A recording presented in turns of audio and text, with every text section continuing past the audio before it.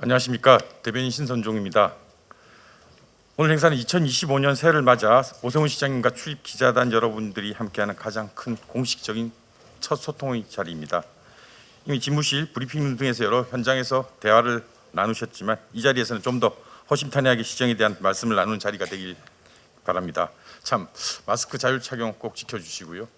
시장님 모두 말씀으로 오늘 기자간담회 시작하겠습니다. 네.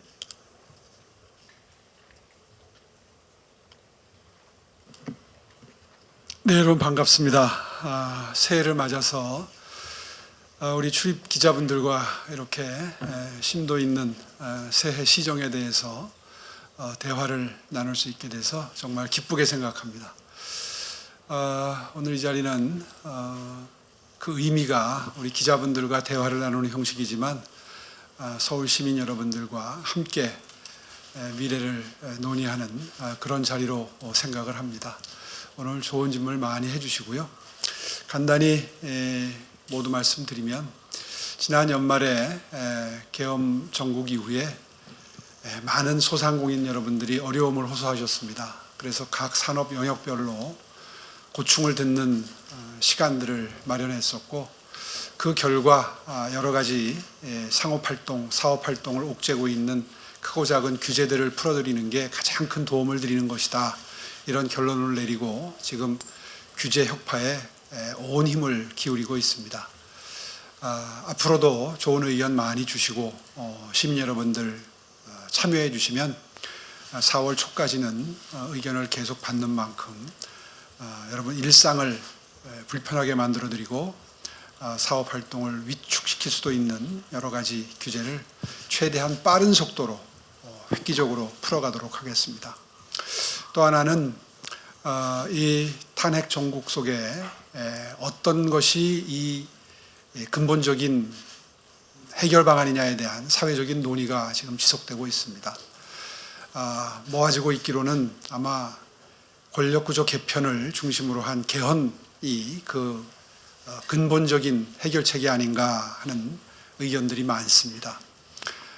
내각은 의회를 해산할 수 있는 권리, 또 의회는 내각 불신임권, 이렇게 상호 내각과 의회가 견제할 수 있는 그런 권한들이 헌법상에 있었다면 아마 다수 의석을 바탕으로 한 야당의 과도한 의회 폭거도 없었을 것이고 또 그에 대응하기 위해서 발상이 되었던 이 계엄이라는 무리스러운 조치도 아마 자제될 수 있었지 않을까 하는 관점에서 권력구조 개편을 중심으로 한 개헌 논의도 올해는 큰 화두라고 하지 않을 수 없습니다.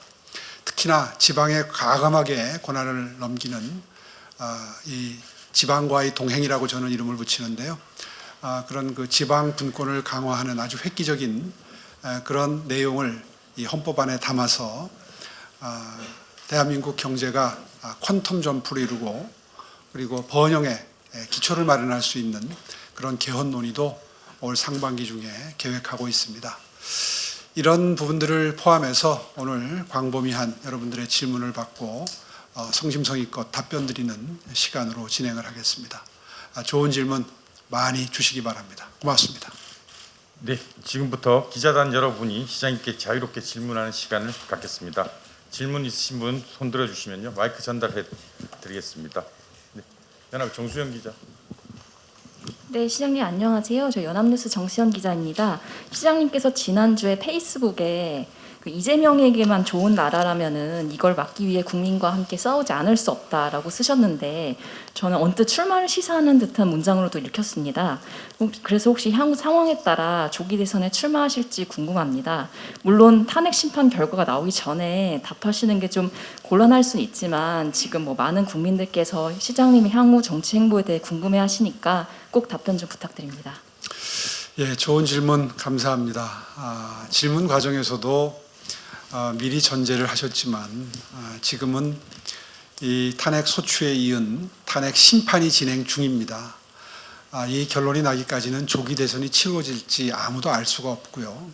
그런 상황에서 그런 그 확정되지 않은 사실을 전제로 가정을 해서 대선 출마 여부를 말씀드리는 것은 일로도 너무 이른 행보라고 생각을 합니다.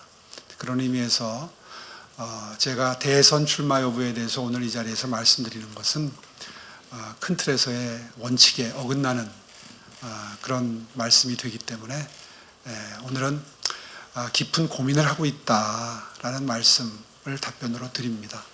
사실 4선 서울시장으로서 꾸준히 여러 가지 시행착오를 바탕으로 해서 경험을 쌓아온 게 저는 그건 저 개인의 역량이 아닌 일종의 공공재라고 생각합니다. 이러한 공공재는 여러 가능성을 가지고 있다고 생각을 합니다. 그러나 아직은 지금 질문하신 부분에 대해서 명확히 답변드리기에는 조금 이른 시점이라는 점 양해해 주시기 바랍니다. 예, 다음 질문하실 분. 예, 앞쪽에 계신 OBS 김하희 기자. 네, OBS 김하희 기자입니다. 그 비상계엄 사태로 인한 혼란으로 대한민국 미래의 불확실성이 커지고 있는데요. 시장님 평소에 미래란 단어를 자주 언급하셨습니다. 시장님이 그리시는 대한민국의 미래는 어떤 모습이고 관련해 어떤 역할을 하실 수 있다고 생각하시는지 말씀 좀 부탁드립니다. 예, 좋은 질문 감사합니다. 제가 미래라는 단어를 많이 쓰지만 또 동행이라는 표현도 자주 쓰는 편입니다. 제가 그리는 대한민국의 미래 비전을 5가지로 요약을 해서 5대 동행으로 말씀드리곤 하는데요. 첫 번째는 도전과 성취와의 동행입니다. 다른 말로 인센티브와의 동행 이런 표현도 쓰는데 크고 작은 여러 가지 도전을 통해서 성취를 이루어내고 그 성취들이 모이고 쌓여서 번영을 이룬다 하는 관점에서 이 도전과 성취와의 동행이 이 번영을 위한 가장 중요한 요소가 되는데요. 오늘 아침에 양자산업에 대한 특강을 전문가를 모시고 서울시 전 직원과 함께 들었습니다. AI나 로봇 그리고 이런 그 양자산업과 같은 위너 테이크스 올의 세계, 다시 말해서 승자가 독식하는 미래 첨단 과학기술에 관해서는 절대로 미국에도 중국에도 양보할 수 없는 그런 최우선 투자 순위가 되겠습니다. 여기에서 바로 도전과 성취가 일어나야 대한민국 경제가 살아나고 번영이 보장된다는 관점에서 첫 번째 동행이고요. 두 번째는 아시다시피 약자와의 동행입니다. 지금 서울시의 노숙인 숫자는 지속적으로 줄어들어서 지난 3년간 한 20% 줄어들었는데요. 동행식당, 옹기창고, 또 희망의 인문학 같은 이런 디테일에 강한 약자 동행 정책이 지금 매우 큰 성과를 내고 있습니다. 또 대한민국 복지를 K복지를 새롭게 만들어가겠다는 야심찬 생각을 가지고 3년 소득보장 실험을 하고 있는 디딤돌 소득도 역시 성과가 매우 뚜렷하게 나타나고 있는데요. 서울런과 아울러서 전국에서 지금 관심을 보이고 있는 이런 정책들이 대한민국의 미래, 약자의 동행, 통합, 함께 번영의 결과물을 누리면서 미래로 가는 그런 통합의 대한민국을 만드는데 가장 중요한 가치라고 생각합니다. 세 번째, 미래 세대와의 동행입니다. 제 취임 후에 지금 서울시의 채무가 줄고 있습니다. 10년 전에 5년도 마찬가지였습니다. 중간에 10년 동안 빚이 많이 늘었습니다. 이게 바로 결국 빚을 미래 세대가 갚는다는 관점에서 보면 미래 세대와의 가장 큰 동행이라고 생각합니다. 네 번째가 중앙 지방과의 동행입니다. 모두 발언에서 잠시 언급했습니다마는 지방의 중앙의 권한을 과감하게 이양해서 좀 더 분명하게 말씀드리면 외교 안보만 중앙 정부에 남기고 모든 발전 모델에 관한 판단 그리고 세금을 걷어쓸 수 있는 세수 확보 그리고 재정 지출 권한까지 발전 전략을 모두 초광역권 통합된 초광역권에 위임을 해서 4개, 5개의 싱가포르이 서로 경쟁할 수 있는 체제를 만들자는 게 저의 주장의 요지인데 이 지방과의 동행도 역시 퀀텀 점프를 위한 매우 중요한 발전 전략이라고 볼 수 있겠습니다. 마지막으로 자유진영과의 동행. 최근에 트럼프 대통령 취임 이후에 전 세계가 긴장 속에 트럼프 대통령의 행보를 지켜보고 있는데 미국, 일본을 비롯한 자유진영과의 동행, 이렇게 5가지로 요약을 해서 대한민국의 미래를 설명드릴 수 있겠습니다. 예. 다음 질문하실 분 계십니까? 예. 백영환 차장.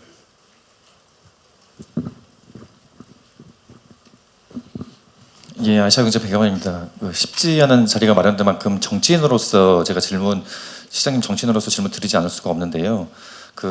시장님께서 수차례 명태균 관련 의혹들을 입장을 전하셨음에도 불구하고 야권을 중심으로 뭐 황금폰 녹취록이라든지 여론조사 대납 비용이라든지 이런 의혹들이 계속 반복되고 있습니다. 근데 이런 의혹들이 결국에는 향후 시장님 정치 행보에서도 계속 반복될 수밖에 없는 것으로 보이는데 여기에 대한 뭐 입장이나 향후 대처 방안 등 좀 구체적으로 세우신 게 있는지 설명 좀 부탁드리겠습니다. 네, 한 달포 전쯤에 그 황금폰이라는 게 검찰에 제출됐다는 소식을 듣고 참 기뻤고 다행이라고 생각합니다. 뭐 그 안에 모든 그동안에 명태균 씨가 안에 이루어졌을 수도 있는 일들에 대한 대화가 존재한다고 하니까 아마 조속한 수사가 가능해졌습니다. 이번 기회에 공개적으로 검찰에 촉구하겠습니다. 신속한 수사, 빠른 시일 내에 수사 결과 발표해 주시기 바랍니다. 예. 다음 질문하시면 손 들어 주십시오. 예, 문화일보 이승주 기자. 예, 문화일보 이승주 기자입니다. 시장님 미리네 집 관련해서 정책 여쭤보겠습니다. 지금 신혼부부들이 미리네 집에 관심이 많은데 추가로 확대할 수 있는 방안들이 있으실지. 예, 저희가 구사하고 있는 87가지의 탄생 응원 프로젝트, 다시 말해서 저출생 대책 중에서 주거 부문에서 아주 큰 정책 효과를 보고 있는 그런 백미죠. 탄생 응원 정책 중에 가장 중요한 정책이라고 저희는 판단을 하고 있는데요. 그래서 많은 투자를 결심했습니다. 아시다시피 장기 전세주택 중에 절반을 미리 내 집이라는 형태로 신혼부부들에게 출생을 권유할 수 있는 형태로 운영이 되기 시작했는데요. 이 미리 내 집은 많은 호수를 공급하는 게 관건이라고 생각합니다. 그래서 관계 부서를 주택정책실을 최대한 독려해서 연간 4,000호 정도 신혼부부에게 공급될 수 있는 주택을 준비를 했는데요. 이 물량은 새로 결혼하는 연간 한 4만 쌍 정도의 10분의 1 정도에 해당하는 수치입니다. 이걸 한 5분의 1까지만 수용할 수 있어도 참 좋겠다라는 판단을 해서 최근에 주택정책실에서 심도 있게 검토하는 게 매입 임대주택을 활용하는 겁니다. 아시다시피 다가구 다세대 주택을 한 절반 정도만 덜어내서 매입 임대주택 통째로 매입하는 거죠. 그렇게 매입해서 아파트에 공급하는 미리 내 집을 매입 임대주택에 공급을 하는데요. 아파트에 비해서 조금은 선호도가 떨어질 겁니다. 거기에 대한 보완책으로 일단 물량 때문에 매입 임대주택에 입주하게 되면 입주해서 아이를 낳게 되면 우선순위로 미리 내 집에 입주할 수 있는 권한을 줌으로써 이 다세대 다가구 주택 역시 미리 내 집으로서의 기능을 극대화할 수 있도록 하는 설계를 지금 하고 있습니다. 이렇게만 할 수 있다 그러면 상당 부분 주거 때문에 결혼을 망설이는 일은 최소화할 수 있을 것이다 하는 기대를 하고 있습니다. 예. 다음 질문하실 분 계십니까? 저 뒤쪽에 계시는 채널A 김설혜 기자님. 네, 안녕하세요. 채널A 김설혜 기자입니다. 최근 SNS에 이재명 대표를 청산 대상이라고 언급을 하고 또 카톡 검열 논란에 대해서도 강도 높은 비판을 하셨습니다. 비상계엄 그리고 탄핵 정국이 이어지는 상황에서 이재명 대표를 중심으로 한 이 더불어민주당의 가장 큰 문제점이 무엇이라고 생각하는지 답변 듣고 싶습니다. 예, 이미 제가 말씀드리지 않아도 국민 여러분들께서 이재명 대표의 민주당의 문제점을 아주 정확하게 알고 계시는 것 같습니다. 각종 여론조사의 지지율로 이미 반영이 돼서 나타나고 있는데요. 저는 두세 가지로 원인을 나눠볼 수 있다고 생각합니다. 첫째는 결정적인 것은 한덕수 권한대행의 탄핵 소추였습니다. 사실 대통령이 탄핵 소추된 상태에서 한덕수 권한대행이 안정적으로 국정을 운영할 수 있도록 최대한 돕는 것이 야당이 해야 될 일이었는데, 그 결정적인 순간에 한덕수 총리까지 권한대행에서 탄핵 소추를 통해서 업무를 하지 못하도록 만드는 장면을 보면서 많은 국민께서 민주당은 민생을, 국민을 먼저 생각하는 게 아니라 집권을 먼저 생각하는구나. 아마 거기에 실망한 국민 여러분들이 많이 등을 돌리신 걸로 저는 보고요. 두 번째는 탄핵 사유 중에 외교까지도 정쟁의 도구로 삼아서 국가의 미래를 위태롭게 할 수 있는 정당이구나라는 판단이 아마 결정적이었던 걸로 저는 봅니다. 탄핵 사유 중에 미국, 일본과의 관계를 회복한 것이 잘못된 국정 운영이었고 탄핵 사유까지 된다라고 명시한 부분을 보면서 많은 국민들께서 지금 트럼프 신정부가 미국에서 출범하는 즈음에 모든 나라들이 긴장을 놓지 않고 트럼프 행정부의 행보에 대해서 예의주시하고 있는 이때 그런 그 문구가 탄핵 사유에 들어간 걸 보면서 이재명 대표가 집권하게 되면 한미 관계가 매우 위태로워질 수 있겠구나 하는 위기감을 느끼지 않을 수 없었다고 생각합니다. 이 외에도 최근에 카톡 계엄을 비롯해서 여러 가지 원인이 있는데요.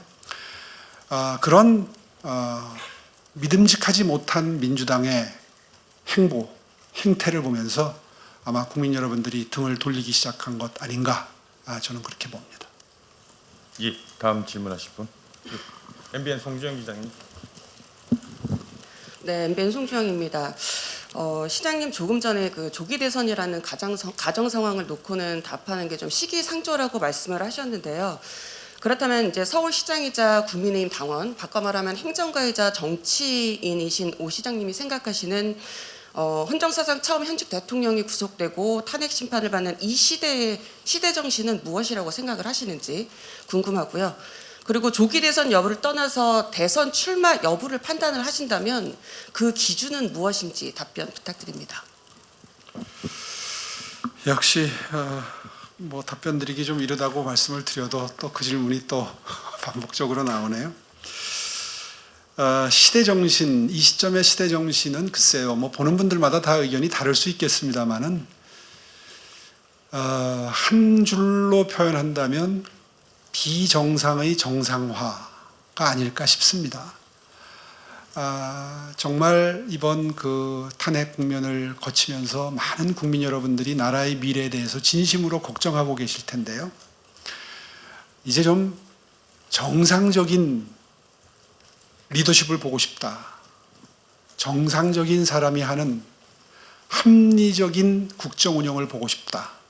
여든 야든. 그래서 아마 이러이러한 사람들은 이제 정치 일선에서 좀 사라져 줬으면 좋겠다 하는 마음을 가지실 수 있다고 생각합니다. 언제부턴가 우리 사회에서 통합이라는 단어가 사라졌습니다.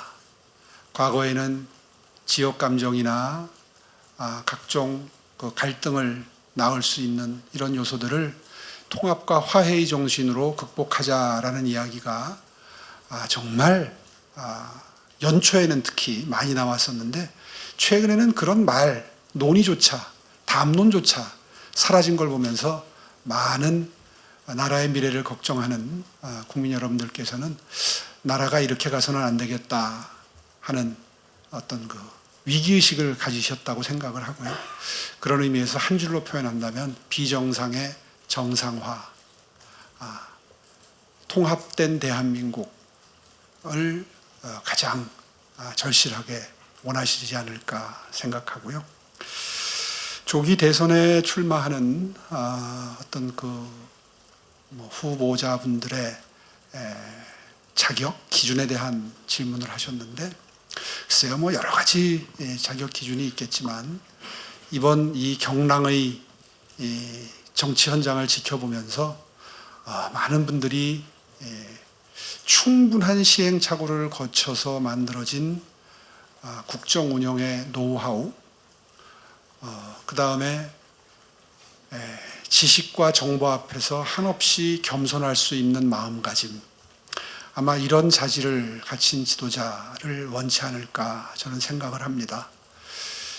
모두 발언에서도 잠시 말씀을 드렸습니다마는 최첨단 과학기술이 만들어내는 새로운 산업 생태계에서 2등은 생존 자체가 불가능한 위너 테이크스 올의 산업 환경입니다.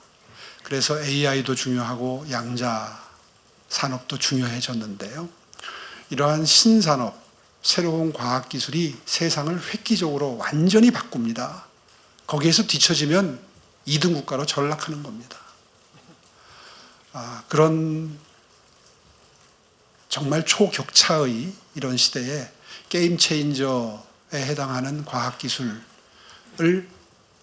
따라가려면 지식과 정보 앞에서 한없이 겸손하고 미래에 대해서 깊이 있게 고민하는 그런 지도자상이 가장 중요한 지도자상이 아닐까 이렇게 생각합니다. 네, 다음 질문하실 분. 예, 전자신문 김명희 기자님. 네, 전자신문 김명희 기자입니다.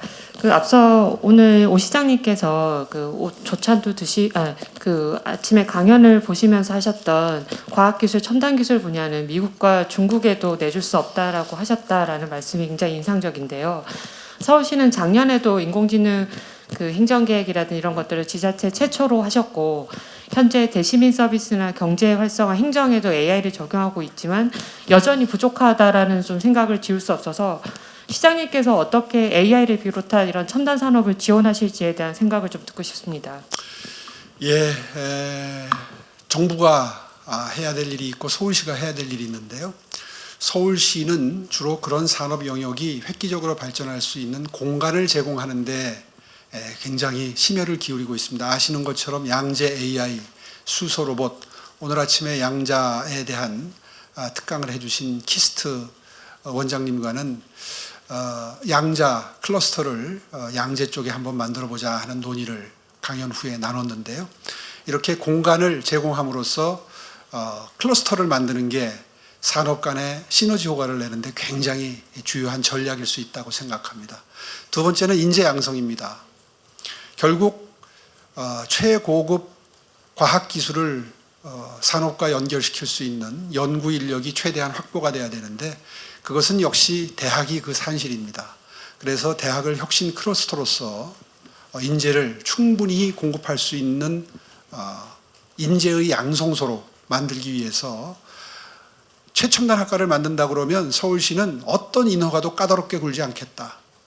용적률 인센티브까지 드리겠다. 건폐율 이런 거 신경 쓰지 않고 학교에 초고층 건물을 지어도 상관없다. 과거처럼 무슨 층수 제한을 하고 이런 한가한 소리 할 때가 아니다. 다급하다.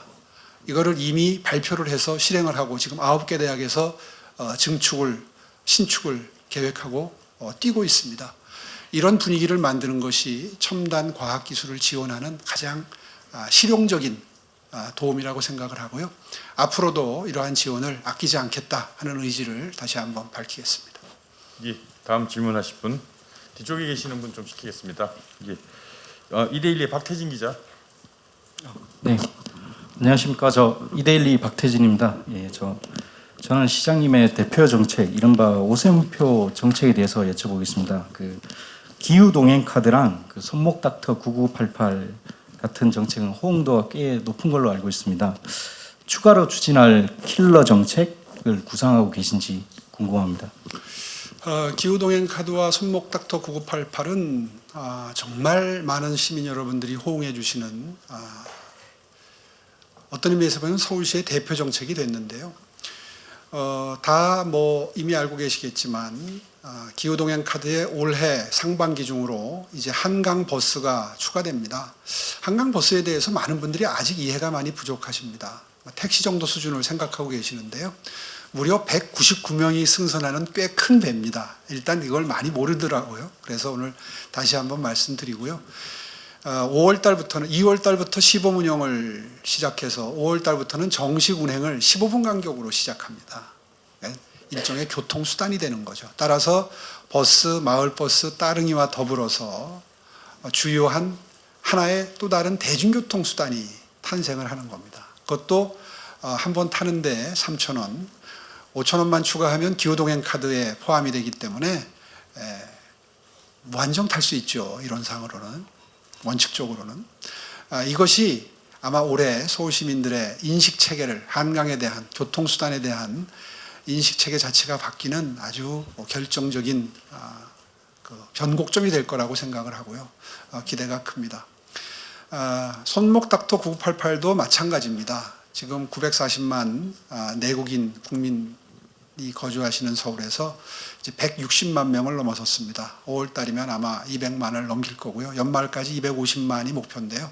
저는 목표 달성이 어렵지 않다고 생각합니다. 그렇게 되면 운동 습관을 만들어드리는 정도에 넘어서서 이 손목 닥터 9988 플랫폼에 쌓이는 운동 습관, 각종 식습관, 건강 정보는 앞으로 대한민국 국민들의 건강 관리를 위한, 또 의료 정보를 관리하기 위한 가장 중요한 빅데이터가 됩니다. 이것이 바탕이 돼서 무병장수라고 하는 인류의 꿈을 대한민국 정부가 바이오 산업과 함께 새롭게 목표를 설정해서 꿈꿀 수 있는, 그리고 건강보험 재정조차도 획기적으로 절약할 수 있는 그런 어떤 그 의료, 보건, 건강 분야의 정책의 바탕이 마련되는 거라고 생각을 하고요. 그런 의미에서 킬러 정책이다. 아마 그 업그레이드되는 과정, 이 정책이 계속해서 변신해가는 과정을 지켜봐 주시면 명실공히 킬러 정책으로서의 역할을 수행할 수 있을 거다, 이렇게 기대합니다. 예, 다음 질문하실 분, 서울신문 김동현 기자. 예, 서울신문 김동현 기자입니다. 최근에 트럼프 대통령이 취임을 하시면서 미국에서 북한을 핵보유국으로 정식으로 인정한다라는 발언이 나왔습니다. 그리고 그에 관련돼서 주변국들도 고민을 많이 하고 있지만, 사실 남북이 대치하고 있는 상황에서 우리 안보 체계와 또 거기에 관련돼 이제 동맹국과의 협력 관계가 정말 많은 변화가 있을 것 같다라는 생각이 듭니다. 시장님께서는 예전에 저희도 핵무장이 필요성이 있을 수 있다라는 발언도 하셨는데요. 이번 이제 미국이 핵보유국으로 북한을 지칭한 부분에 있어서 우리가 앞으로 어떻게 안보 그리고 외교 부분에서 좀 변화를 가져가야 될지 고견이 있으시면 말씀 부탁드리겠습니다. 언젠가는 이런 날이 올 줄 알았습니다. 우리는 북한을 핵 보유국으로 공식적으로 인정할 수 없지만, 그러나 북한의 핵은 고도화되어 왔고 미사일은 소형 경량화되어 왔습니다. 이 멈출 수 없는 북한의 핵 능력의 고도화는 언젠가는 미국조차도 북한을 뉴클리어 파워라고 분류하는 게 어색하지 않은 순간이 올 것이다 라는 예견은 이미 되었었고요. 다만 우리는 아직까지도 공식적으로는 북한을 핵 보유국으로 인정할 수는 없습니다. 앞으로 한미 관계의 논의의 핵심으로 등장을 하게 될 겁니다. 며칠 전에 헤그세스 국방부 장관 지명자가 뉴클리어 파워라는 표현을 썼을 때만 하더라도 저것이 어떤 깊이 있는 연구 끝에 나온 자락을 까는 표현인지, 무엇인가를 암시하는 표현인지, 아니면은 미처 연구가 부족한 상태에서 갑작스럽게 답변하면서 나온 어떤 돌출 발언인지에 대해서 해석의 여지가 있었습니다.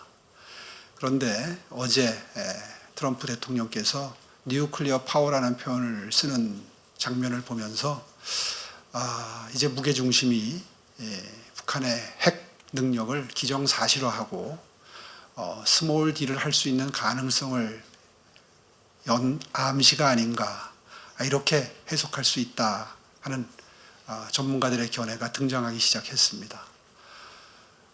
세상 모든 것은 바뀌고 변합니다. 따라서 정책적 스탠스도 바뀔 수밖에 없고요.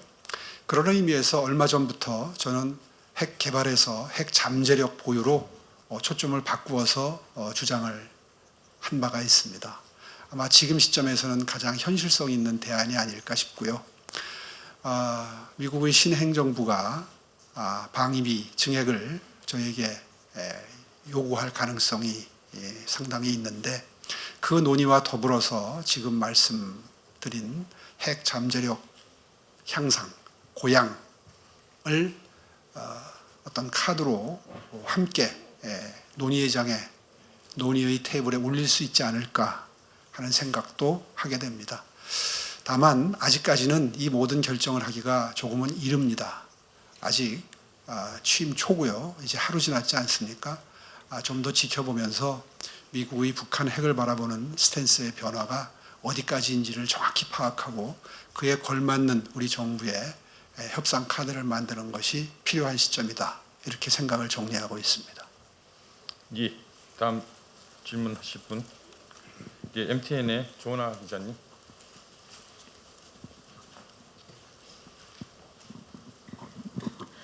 네, MTN 조은하입니다.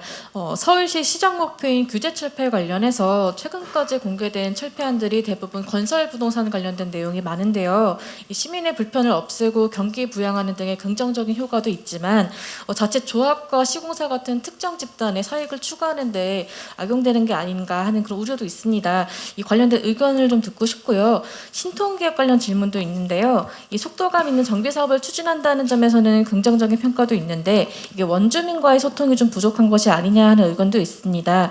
이 약자와의 동행을 내세우는 서울시인 만큼 어떤 대책을 생각하고 계신지 궁금합니다. 예, 참 좋은 질문 주셨습니다. 이 규제를 철폐한다 하게 되면 이제 이게 이해관계가 걸려 있는 어떤 특정 집단의 그 혜택이 돌아가는 것 아니냐 하는 그런 그 비판의 가능성이 있습니다.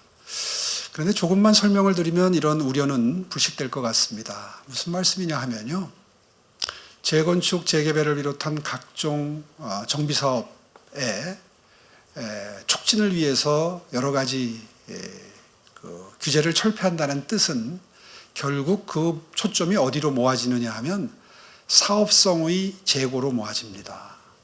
사업성이 높아지게 되면 안 할 사업도 하게 되고 망설이던 사업도 하게 됩니다. 그것은 결국 주택의 공급량의 증가로 나타나고요. 결과적으로는 주택 가격의 안정화로 나타나서 서민 경제에 도움이 됩니다. 그러니까 단기적인 관찰에 의하면 그 혜택이 조합이나 시공사에 가는 것처럼 보이지만 종국적인 이익은 결국 부동산 가격의 하향 안정화를 통한 서민 경제의 활성화, 다시 말해서 주거비가 높아짐으로써 소비할 수 있는 가용 자원이 줄어들게 되고 그것은 항상 불경기의 원인이 됩니다. 그래서 부동산 가격을 높여놓은 정치 세력, 정당은 정말 깊이 있게 반성해야 되고 국민들의 질타를 받아야 되는 겁니다. 부동산 가격을 턱없이 많이 올려놨던 그런 지난날을 그렇게 정리하시면 되겠습니다. 그래서 사업성 재고가 무엇보다 중요하다는 관점에서 과감한 규제 철폐를 하고 있는 것이고요. 이어서 두 번째 질문도 여기에 이제 연관이 된다고 생각합니다. 신통기획, 과연 어떻게 해서 가장 그 원주민 정착률까지도 높이면서 효과적인 그런 그 정책으로 운영할 수 있느냐 하는 것에 대해서는 이미 서울시가 여러 차례 발표했던 사업성 보존 계수라든가 강북의 땅값이 싼데 사업을 좀 더 활성화하기 위한 서울시의 보조, 도움을 의미하죠. 두 번째, 현황 용적률 인정, 이것 역시 마찬가지입니다. 비강남 지역에 대한 주거 정비 사업의 활성화입니다. 세 번째, 공공기여 비율 완화, 이것 역시 똑같은 목적이죠. 거기에 더해서 최근에 규제 철폐안으로 논의된 비주거 비율 완화라든가 환경영향평가 면제 대상 확대라든가 또 공공기여를 계속해서 줄여드리고 엊그저께 현장에 나가서 발표했던 입체공원을 그 면적으로 산입해드린다든가 이런 여러 가지 서울시의 노력들이 어떻게 하면 조금이라도 더 사업성을 높여드리고 공급되는 가구 수를 늘려서 부동산 때문에 스트레스를 받고 있는 서민들에게 희망을 드리느냐 하는 데 초점이 맞추어져 있다는 점 다시 한번 강조해서 말씀드리겠습니다. 네, 다음 질문하실 분. 예, 임성혁 기자님. 예, 시장님 저 설명 잘 듣고 있습니다. 저는 그 대한경제신문 임성혁 기자입니다. 그 시장님께서는 그 지난 간담회 때도 사실 그 지난 10년 그 전임 그 시장님이 이제 재개발 재건축 사업을 모두 멈추면서 그 피눈물 난다고 말씀을 하셨습니다. 그러니까 그 시장직에서 이제 물러나시는 기간 동안 그 시장님의 그 기존 정책을 모두 단절했거나 이제 교체했기 때문인데요. 그 현재 그 전국 혼란 상황 속에서 시장님의 고민이 매우 크실 거라고 생각을 합니다. 근데 시장님이 이제 5선 서울시장을 하시면 모르겠지만 그 어떤 선택을 내리시든 그 시장직 교체 상황 속에서도 그 시장님이 만든 그 구상과 정책들이 단절되거나 변경되지 않고 연속성을 확보할 수 있도록 혹시 좀 그렇게 만들어 놓으실 좀 구상이나 생각 같은 것들 있으신지요? 예, 앞서서 이렇게 걱정해 주시는 거 정말 고맙게 생각하고요. 또다시 제 임기 때 지정해 놓은 신통기획이 한 150군데, 모아타운이 한 110군데 정도 지금 됩니다. 도합 250군데 정도에서 지금 재개발, 재건축이 활발히 진행이 되고 있는데요. 10여 년 전에, 15년 전이네요 벌써, 14, 15년 전에 제가 갑작스럽게 시장직에서 물러나게 됐을 때는 이 뉴타운이나 재개발, 재건축에 대해서 억지 춘향식의 비판이 민주당을 중심으로 넘쳐났었습니다. 그러니까 반대를 위한 반대였죠. 그때 제일 큰 반대 논거는 원주민이 재정착률이 낮다, 뭐 이런 걸 근거로 해서 반대를 했었습니다. 반대를 하다 보니까 이게 이제 이데올로기가 거의 됐었는데, 반대하던 정당의 시장이 정책을 펴다 보니까 그 반대 논리에 젖어든 그 이념화된 원칙을 정책화하기 시작했고, 그때 기억하시겠지만 변창흠 뭐 이런 사람들, 김수현 뭐 이런 분들이 서울시에 들어와 가지고 야당 시절에 제기했던 문제점을 정책화하면서 모든 재건축 재개발을 올스톱시켰습니다. 그 참혹한 결과가 부동산 가격의 폭등으로 나타난 걸 이미 다 경험을 한 상황인데, 만에 하나 시장이 바뀐다고 해서 또다시 옛날과 같은 그런 폭거를 저지를 수 있겠느냐. 저는 절대 시민들이, 국민들이 용납할 수 없다고 생각합니다. 이것은 어떤 시스템적인 고착을 통해서 해결할 문제가 아니라, 이런 현재의 상황이 아마 그런 그 유턴은 정책의 백지화, 원점으로의 회귀, 이런 것은 아마 상상조차 못할 상황이라고 생각을 하고요. 그 점에 대해서는 아마 국민 여러분들의 준엄한 심판이 따를 거다. 그런 의미에서 그런 걱정은 뭐 전혀 배제할 수는 없겠지만 그렇게 크게 걱정할 상황은 아니라고 저는 확신합니다. 네, 다음 질문하실 분. 예, 아시아투데이의 박지숙 기자님. 네, 안녕하세요. 아시아투데이 박지숙 기자입니다. 그 조기 대선 이야기도 많이 나오긴 하지만 현재 선거 일정상 확정된 건 어쨌든 내년 지방 선거거든요. 근데 이제 대선에 출마를 하시든 5선에 도전을 하시든 사실상 남은 임기는 올해까지가 이제 남짓인데, 내년 6월까지. 네, 그렇긴 한데 이제 일을 할 수 있는, 그렇다면은 남은 임기 동안 이것만은 내가 반드시 해내겠다라는 목표가 있으시다면 무엇인지 궁금합니다. 예, 지금 규제 혁파를 올해 화두로 삼고 있습니다만은 작년을 기억하시면 제가 창의 행정을 얘기했을 겁니다. 그리고 작년에 청렴 서울 만들겠다 목표를 제시해서 1년 동안 드라이브를 건 결과 지난 연말에 드디어 도시경제능력 순위는 7위에서 6위로 올라섰고, 그리고 청렴도 1위를 달성하는 모습을 보셨을 겁니다. 저는 이 성과가 따로따로 관찰되고 있지만 다 한 몸이라고 생각합니다. 창의 행정의 다른 모습이 규제 혁파고요. 규제 혁파의 다른 모습이 창의 행정이고 청렴도 향상이라고 생각합니다. 이 3자는 삼각관계를 이루면서 서로 시너지를 내면서 한 몸처럼 움직이게 될 겁니다. 지난 3년 남짓의 기간 동안 서울시는 많이 달라졌습니다.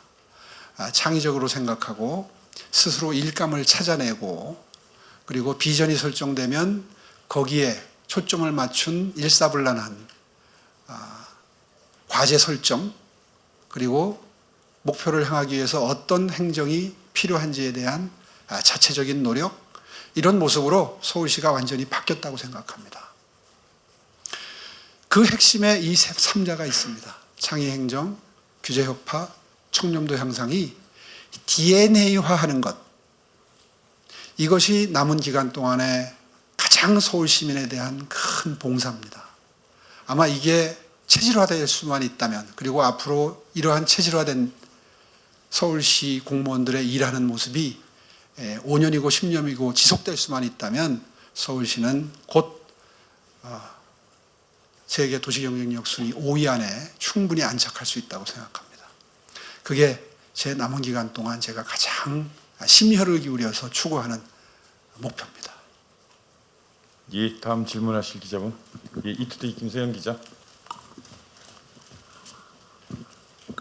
예, 안녕하세요. 이투데이 김소영 기자입니다. 그 규제 철폐라고 하는 걸 올해 시정 화두로 이제 강조하시고 계신데요. 저는 지금 이제 최근에 민생 밀접한 그런 생활과 관련된 철폐하고 있는 거 이제 좋은 방향이라고 생각하지만 또 하나 시급한 것 중에 하나가 이런 신기술을 활용한 신산업 출현에 있어서 그 규제로 작용하고 있는 법들이라고 생각합니다. 최근에 어떤 일들이 벌어지고 있냐면 그 지능형 로봇법 때문에 이제 그 길거리에서 배달을 할 수 있는 자율주행 로봇 같은 게 기술이 개발됐음에도 불구하고 이게 상용화가 되기까지 5년이 걸렸고요. 그리고 이제 원격 의료나 뭐 이런 약 배달 같은 거 할 수 있는 그런 서비스들이 사실상 지금 35년째 법 개정이 미뤄지고 있는 의료법 때문에 사실상 그 일본으로 진출해서 서비스를 하고 있고 그런 일들이 벌어지고 있습니다. 서울시에서 물론 이제 공간을 제공하고 인력 양성하는 게 서울시가 할 수 있는 일이긴 하지만 서울시의 경제에 지금 90%를 차지하는 게 사실 서비스고 거기에서 각종 그 새로운 서비스들이 출현해서 민생을 바꾸고 뭐 경제도 일자리도 창출하고 경제 활성화시킬 수 있는 그런 분야임에도 불구하고 사실 서울시가 할 수 있는 일이 많지 않은 것 같습니다. 왜냐하면 이제 그 정부 부처에서 관련 부처에서 일단 권한을 쥐고 있고 그리고 법 개정을 해줘야 되는 의회에서는 지금 각종 법들이 개정할 수 있는 개정이 지금 뭐 이루어지지 않고 있는 상태인데요. 서울시장님으로서 이런 분야에 대해서 어떻게 생각하시고 앞으로 어떤 노력을 좀 하실 건지 일단 궁금하고요. 그리고 또 하나는 지금 민주당에서 전 국민 재난 지원한다는 그 25만 원법을 지금 뭐 재발의한다는 그런 생각인데 그게 소상공인을 지원하고 지역 경제를 활성화한다는 목표를 가지고 있습니다. 근데 서울시도 소상공인이 많고 지역 경제를 활성화해야 되는 측면이 있는데 그게 긍정적으로 작용을 할 거라고 보시는지 답변 부탁드립니다. 예, 참 좋은 질문 주셔서 감사합니다. 첫 번째 질문 부분 규제, 첨단 과학기술의 상용화를 가로막는 벤처기업들이 숨을 못 쉬게 하는 이 정말 엄청난 규제 이건 대한민국이 미래로 가기 위해서는 반드시 풀어야 될 숙제라고 생각합니다. 질문 과정에서도 서울시가 할 수 있는 일은 한계가 있다는 걸 잘 안다는 전제를 해주셨지만 정부가 이른바 네거티브 규제라고 그러죠. 안 되는 것 빼고는 다 할 수 있도록 일단 해주고 난 다음에 그 다음에 안 되는 거를 가려내는 이런 그 획기적인 시스템의 변화 없이는 대한민국은 1등급과 가는 것이 거의 불가능하다고 생각합니다. 그런 의미에서 의회, 국회 상황이 참 답답합니다. 그런 논의를 해도 부족할 판에 허구헌날 특검 타령만 하고 있고 허구헌날 어떻게 하면 표 얻겠나 하는 궁리만 하는 이런 정당이 다수당을 차지해서 국정을 거의 마비 상태로 이끌고 있는 현실이 매우 참혹하고 그리고 개탄스럽다는 생각을 많은 국민들이 하고 계실 겁니다. 그런 그 문제점을 빠르게 해결할 수 있도록 서울시가 촉매제 역할을 해달라는 취지의 당부의 말씀으로 받아들이겠고요. 저에게 그 부분을 손질할 수 있는 권한이 주어진다면 최우선순위로 손을 봐야 될 영역이다. 그렇게 생각하고 있습니다. 두 번째, 전 국민 25만 원 나눠주자는 문제는요. 민주당 이재명 대표는 거의 거기에만 매몰돼 있는 듯한 느낌을 받습니다. 본인이 주장하는 기본사회, 전 국민에게 매달 정기적으로 조건 없이 똑같은 금액을 나누어 주자는 기본소득, 뭐 이런 걸 주장하는 분 입장에서는 25만 원 정도 한 번 나눠주는 건 아무것도 아니겠죠. 문제는 재원이 13조나 들어가는 겁니다. 지금 20조 원 정도의 추경을 이야기하면서 13조 원을 거기다 쓰자는 건 이거는 조기 대선을 염두에 두고 인기에 영합하겠다. 이거 이외에 다른 의미를 발견하기가 어렵습니다. 추경이 필요하다는 데에는 동의합니다. 왜냐하면 지난 연말에 민주당이 아주 터무니없이 많은 예산을 삭감했기 때문에 그 죄책감 때문에 경기가 죽을 수도 있다는 위기의식을 가지는 건 그건 당연합니다.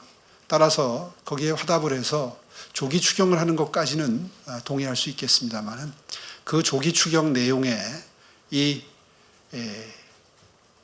25만 원을 모두 나눠주겠다 하는 것은 절대 들어가서는 안 되는 내용이라고 생각하고요.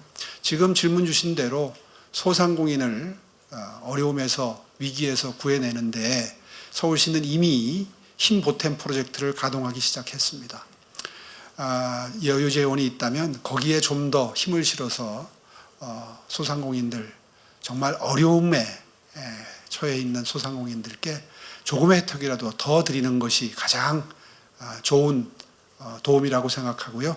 그런 의미에서 서울시는 예산을 올해 최대한 노력을 기울여서 조기 집행하는 데 역량을 결집하고 그 조기 집행 때문에 예산이 소진이 되면 5월이나 6월경에 준비를 해서 추경 때 또다시 한 번 더 반영하는 것을 검토하도록 하겠습니다.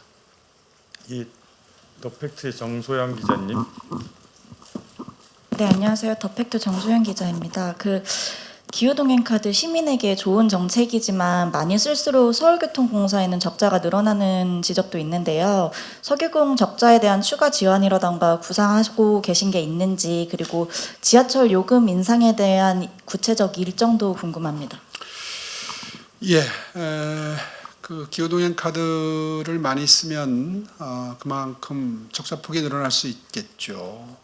그런데 이건 일종의 교통복지다 생각하고 시작한 사업인 만큼 그 돈을 아껴서는 안 된다고 생각합니다. 다만 서울교통공사의 적자폭이 늘어나는 것은 부담이기 때문에 서울시가 그 부담을 나누어지겠다는 큰 틀에서의 원칙을 가지고 있고요.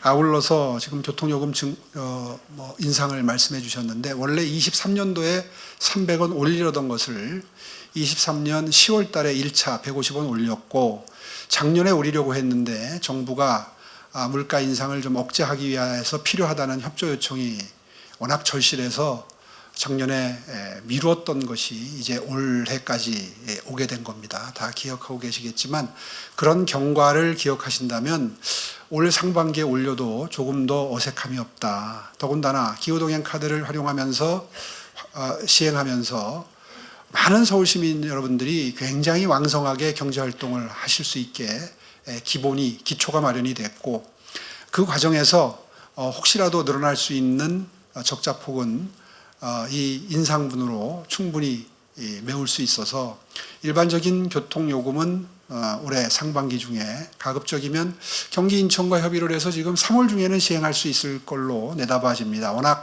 여러 또 이 기관이 협의를 해야 될 기관들이 있기 때문에 지금 정확히 말씀드릴 수는 없지만 3월을 넘기지 않을 수 있을 것 같은데요. 이제 그렇게 돼서 보편적인 요금이 올라가게 되면 대중교통을 가장 활발하게 쓰시면서 기후동행에 동참해 주시는 시민 여러분들은 충분한 혜택을 받을 수 있도록 하는 것이 정책적으로는 잘 설계된 디자인이다. 이렇게 보고 있습니다. 또 질문하실 분 계십니까? 좀 뒤쪽에 질문하실 분은 안 계신가요? 지금 안 보여서요. 자, 저 앞쪽에 계시는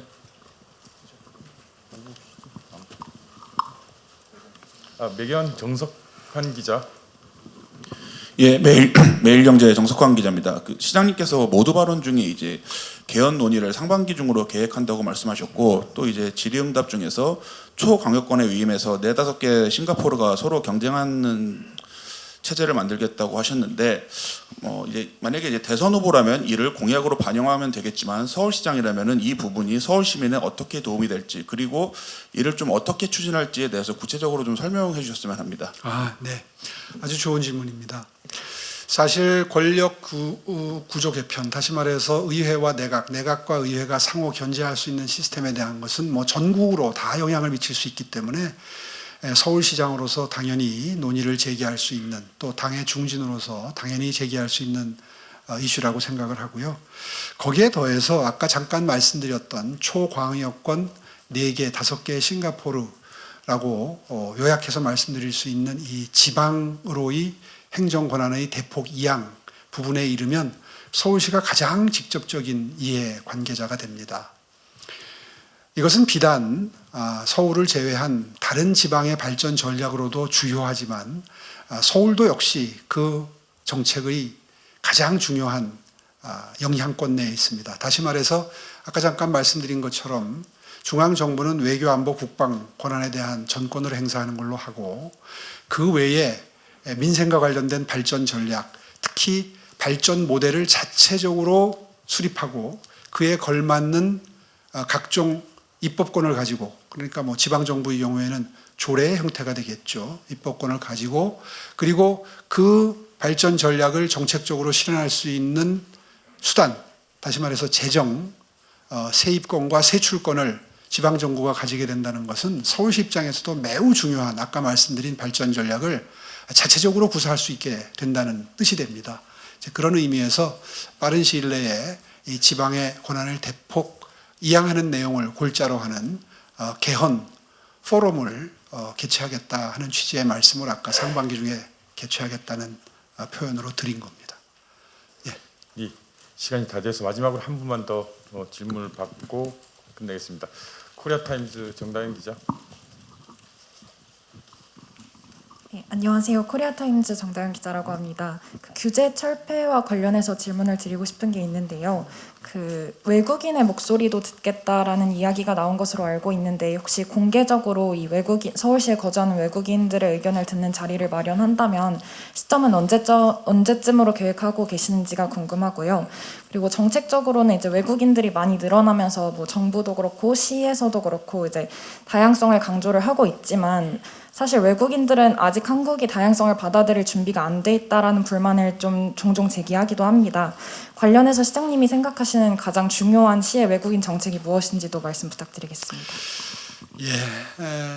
외국인들이 한국에 와서 정착을 하고 취업을 하고 창업을 하는 것이 우리 경제에 도움이 되는 단계까지 가려면 갈 길이 매우 멀죠. 물 넘고 산 건너서 고비고비마다 구사해야 되는 정책이 단계마다 다를 수 있습니다. 그런데 지금 질문 주신 것처럼 가장 중요한 것은 우리 국민들의 오픈 마인드입니다.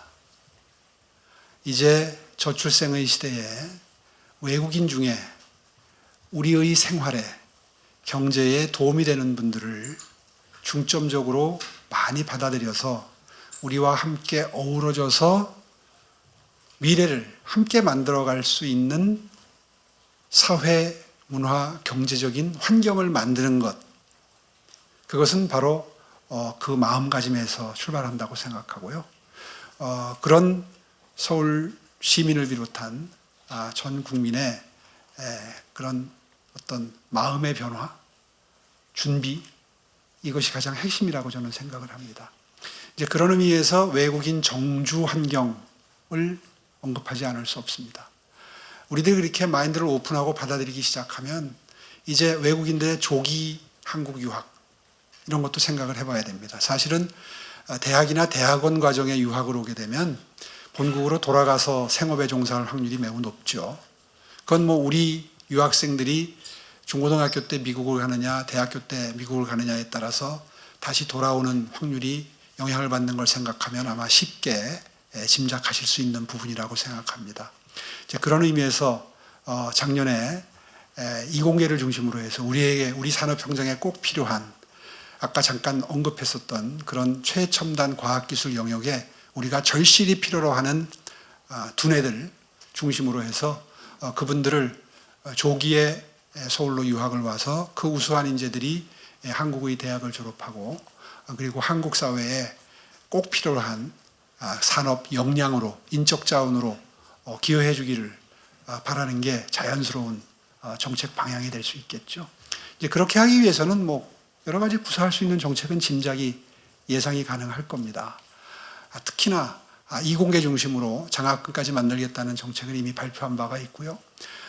충분한 물량은 아니지만 서울시가 정부를 그런 부분에서는 선도하겠다는 정책적 접근을 지금 이미 시작했습니다. 예, 마지막에 너무 가열차게 지금 손을 계속 들고 계신 중앙의 한은하 기자. 시장님, 저 중앙일보 한은하입니다. 그 마지막 질문 드리고 싶은데요. 아까 시장님이 말씀하신 지금 필요한 지도자상 관련해서 참 공감을 했는데요. 말씀해 주신 것이 충분한 시행착오를 거쳐서 만들어진 국정 운영의 노하우를 갖고 있고, 그다음에 지식과 정보에 겸손하면서 미래를 깊이 있게 고민하는 지도자상. 시장님은 그에 얼마나 부합하다고 보시는지 좀 궁금하고요. 그리고 최근 여론조사 결과에 대한 주목도가 좀 높은데 여당이 야당보다 뭐 앞지른다고 나오거나 아니면 비등하다고 나온다거나 이런 와중에서도 한편으로는 또 오 시장님의 지지율이 다소 좀 정체되어 있는데 또 한편으로는 또 돌파 방안이 있으신지 좀 궁금합니다.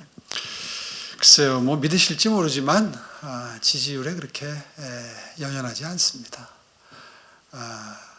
일과 지지율이 꼭 비례하는 것도 아니고요. 묵묵히 일하다 보면 언젠가는 평가를 받을 날이 오는데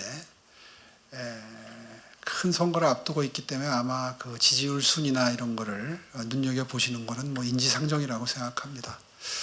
제가 지난번에도 언제 한번 말씀드릴 기회가 있었습니다만은 제가 보궐선거를 통해서 서울시에 들어올 때 초기에 지지율은 제가 4등, 3등이었습니다. 네.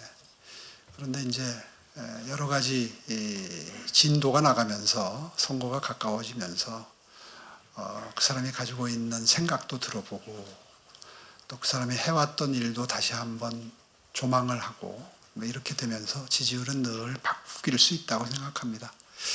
특히 제가 경계하는 것은 지금 우리 당 지지율이 갑자기 한 일주일 사이에 급등을 해서 어떤 여론조사의 경우에는 민주당을 압도하는 것으로 오차범위 바깥에서 앞서가는 걸로 나오는 여론조사가 나왔는데요. 저희 당으로서는 독약이라고 생각합니다.